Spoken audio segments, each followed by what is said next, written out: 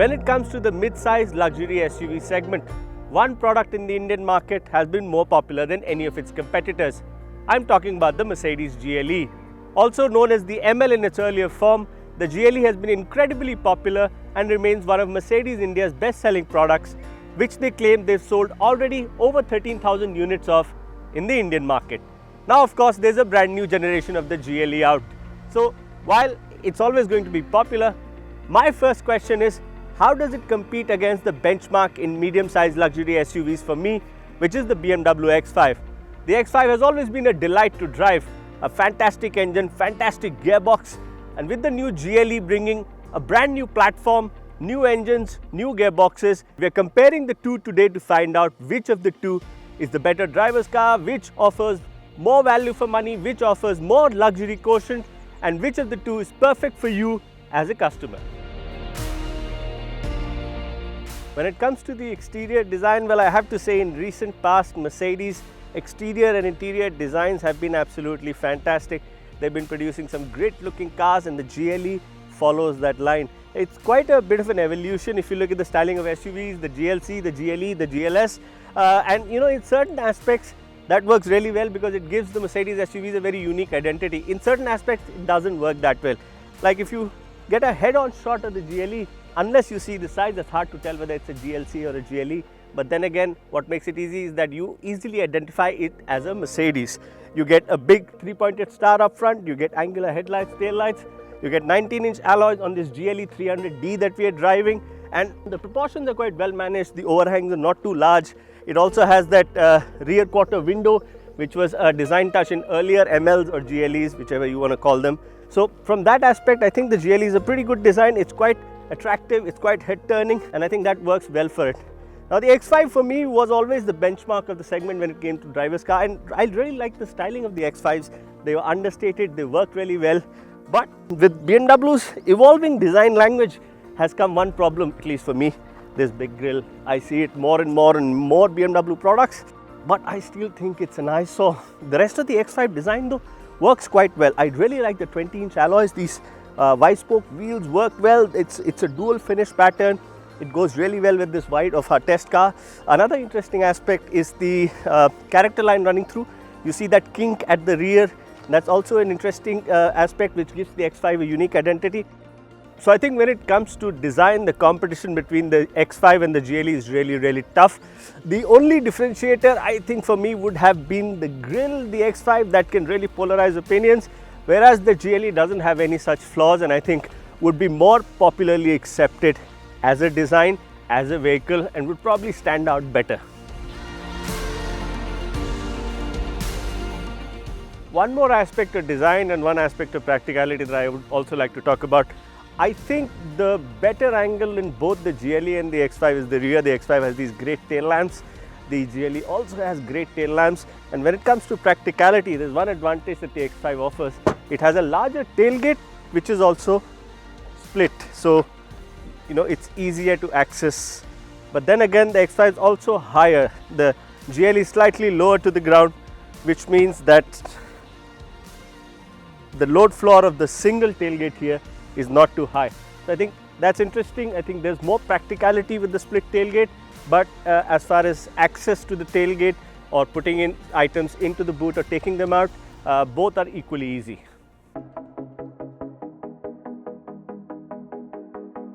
The first feeling that you get inside the BMW X5 is that of familiarity. With its traditional driver-focused layout and familiar collection of buttons, switches, iDrive controls and control surfaces, the X5's interior will feel like home to BMW owners. Practically speaking, the BMW iDrive system remains the most intuitive multimedia system to use amongst all its competition. And with its leather-lined dash and door surfaces, as well as the matte open-pore wood finish on the dashboard, the X5's interior looks quite premium and up to the mark. However, the crystal glass finish on the X5's gear lever and the iDrive control knob are an acquired taste. But I think the biggest differentiator between the X5 and the GLE are the multimedia screens. Despite the X5 featuring twin 12.3-inch screens like the GLE, the design, the layout and the user interface now looks decidedly old compared to the GLE, and this is an area the X5 loses out on majorly. Now the interiors of the BMW X5 is something that we are very familiar with. The iDrive system works really well. The UX is something that the user interface design is something that we are very familiar with. It's very similar to what you would get on a 3 Series, a 5 Series, a 7 Series, and I think the functionality is very good. But when you come to the GLE, you really feel like you've stepped up a generation, you've gone into the future as far as the user interface design and the design of these screens is concerned. Now, one interesting fact is both the BMW X5 and the GLE feature two 12.3-inch screens in front of you. One's in the center console, one's in front of the driver. But in the BMW, they just don't seem like that big. The design of the Mercedes is somehow far more attractive. The interface, the graphics, that also is far more advanced, and I think this really is a cutting-edge display. Mercedes has put in a lot of effort into the user interface, the design, everything from the icons to the details to this touchpad. It gives you haptic feedback. It works quite well, and I think this is a big factor. I think a lot of customers will be very attracted by this Mercedes UX and the UI. But not is all perfect though. This trackpad is nice.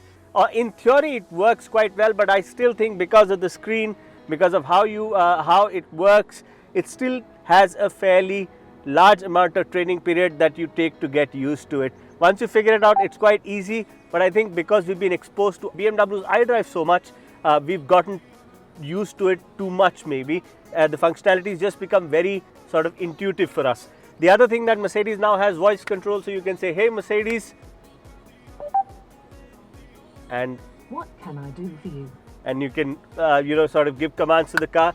Mercedes, could you change the ambient color of the car? Okay, I am changing the color. So like that you can use voice control. It doesn't work 100%. I think it's a little bit sort of down to our accent, down to how the system is programmed, but it does work fairly well, though you have to speak a little bit loudly. Now the rest of the GLE's interior also feels really good. This walnut wood, these beautifully designed air vents.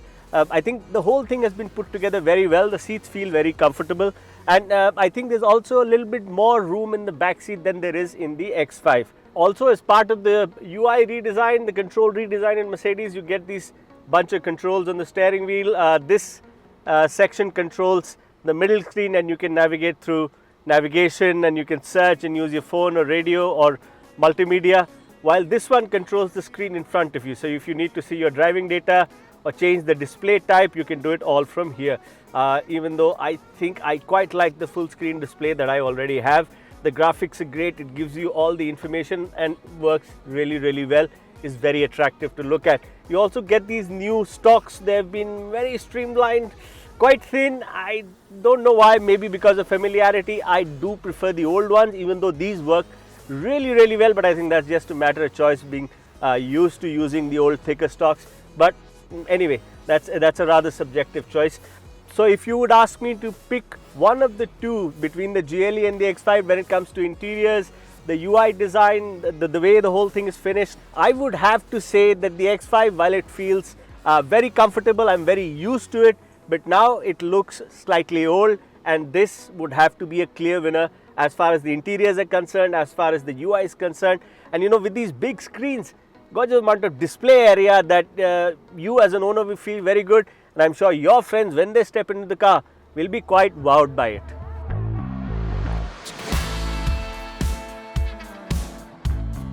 Now we've discussed the interiors, the exteriors, the design of the GLE and the X5 in detail, but now I get down to my most favorite part in any car, the driving.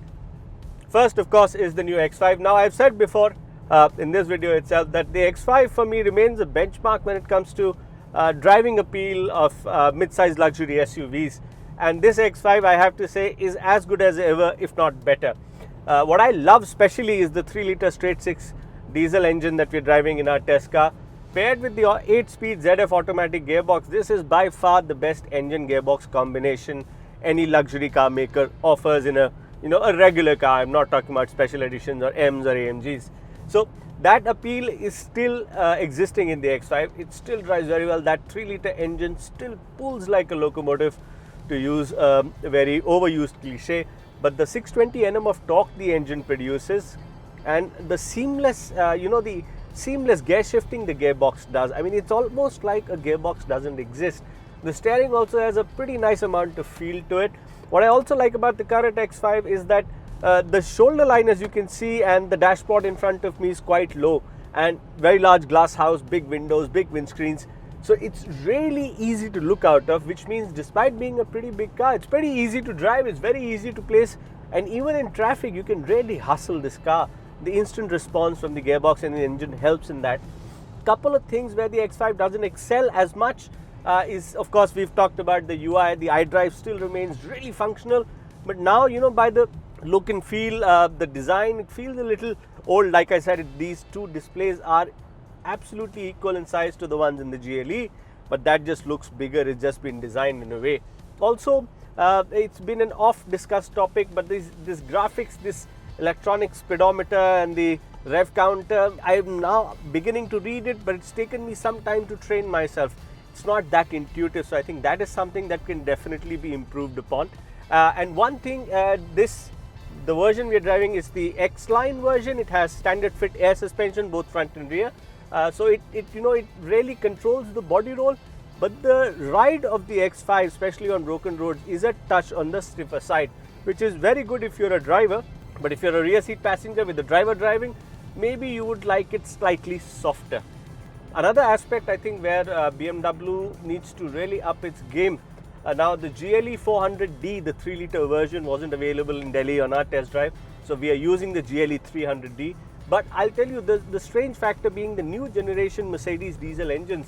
The 300D is powered by a 2-litre 4-cylinder that produces 241 bhp, which, despite being only 2 litres, remember the engine in the X5 is a 3-litre, whole 1000cc more than the Mercedes' engine, and the power difference between the two is only 20 bhp. So while the Mercedes' 2-litre produces 241 bhp, BMW's 3-litre only does 261 bhp. So I think that is something that BMW needs to work on, increase and tweak the engines to increase their output. For instance, the 3-litre in the GLE 400D now produces close to 330 bhp, which is a 65-70 bhp jump over the 3-litre in the X5. So I think that is something that BMW is missing out on. The torque does help. The 2-litre in the 300D has about 500 Nm, this has about 620 Nm, so that helps. But it's surprising that the 2-litre of the Mercedes and the 3-litre of the BMW only differ in power by 20 bhp. So that's something that sort of the X5 loses out on. How's the GLE to drive? How does it feel to be sitting in? What's the ride comfort like? What's the engine like? Well, I'm going to get in it now and give you an idea of it. Now, as I said earlier, the M-Class/GLE platform has been something that's been very successful for Mercedes, both in India and abroad.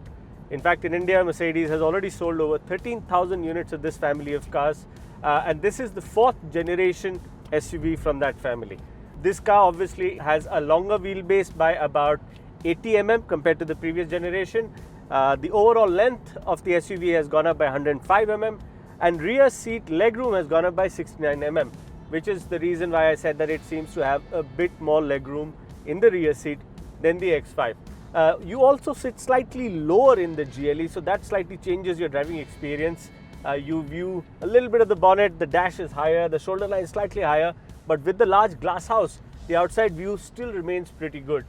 In the GLE 300D version that we are driving, it's powered by a 2-litre turbocharged diesel engine that's putting out 241 bhp, 500 Nm. The bigger engine is, of course, like I said earlier, the GLE 400D 3-litre.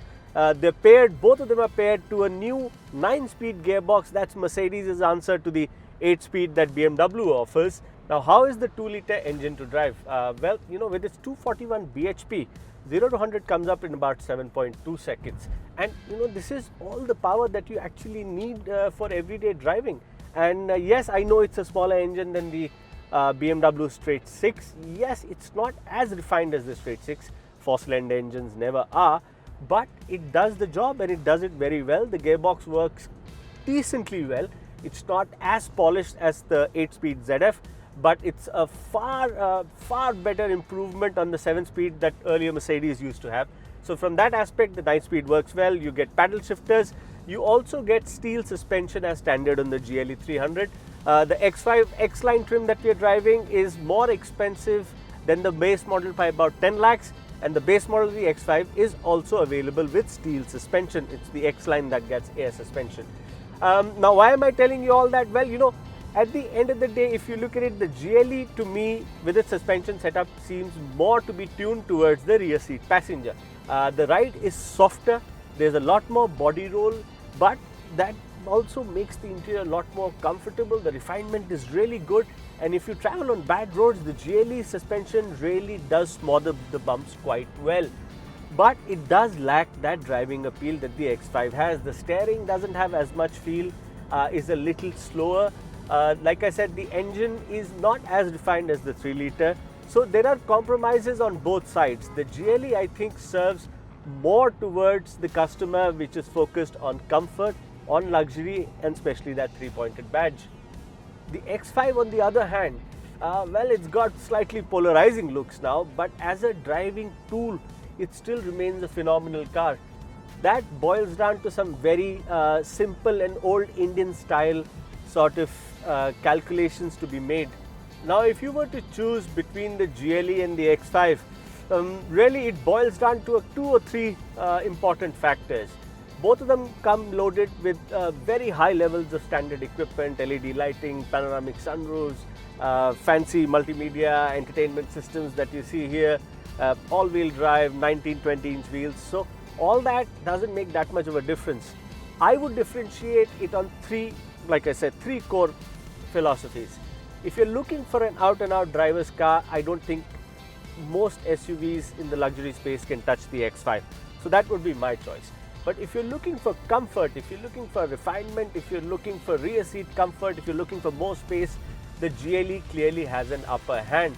In fact, the pricing is also super competitive. The X5 and the GLE are priced within 80,000 rupees of each other in the base trim models that we are comparing with the 300D and the X5 Sport version.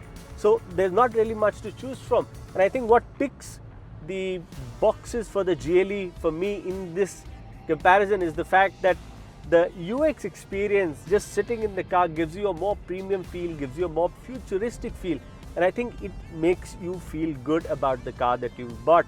And yes, the X5 remains a driver's car, but to be honest, how many customers in this segment actually drive their own cars? They would much rather be driven around. And I think in that, the GLE, especially in the 2 litre version at a ex-showroom price of under 74 lakhs, does have a very slight upper hand.